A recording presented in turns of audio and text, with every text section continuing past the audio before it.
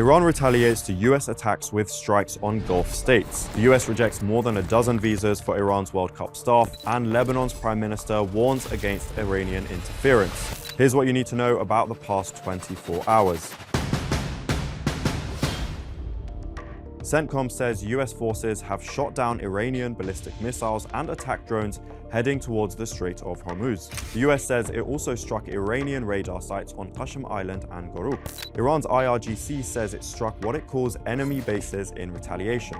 Both Kuwait and Bahrain have activated their air defense systems this morning. Footage released by the US military shows forces boarding an oil tanker off the coast of Sri Lanka, claiming it was a sanctioned vessel carrying Iranian oil.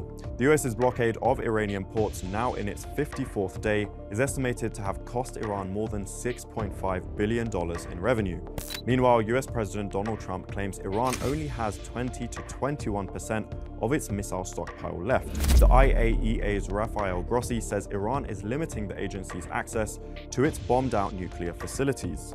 Iran has a number of obligations in terms of informing us and giving us access for our inspection work.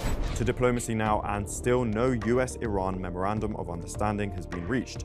Pakistan has been the key mediator, and Interior Minister Mohsen Naqvi met with his Iranian counterpart in Kyrgyzstan on Friday. Onto the World Cup, and the US has finally granted 26 Iranian players visas for the tournament, but more than a dozen members of Iran's support staff have had their visas rejected.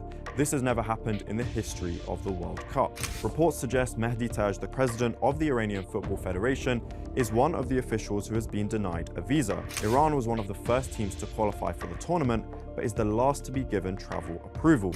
Though its group matches are in the US, Iran's Team Melli will be based in Mexico. To Lebanon, and the country's prime minister has warned Tehran to stop using Lebanon for its own political agendas. Iran has repeatedly tied any deal between it and the US to an Israeli ceasefire in Lebanon. فإن كان لي أن أتوجه إلى إيران بكلمة فهي أن ترحم جنوبنا وأن تتوقف عن التعامل معه ومع أهله كمجرد ورقة لتحسين شروط مفاوضاتها. فنحن أصحاب وطن يأبى أن يتحول إلى صندوق بريد لرسائل الآخرين أو ميدانا مفتوحا لحروبهم.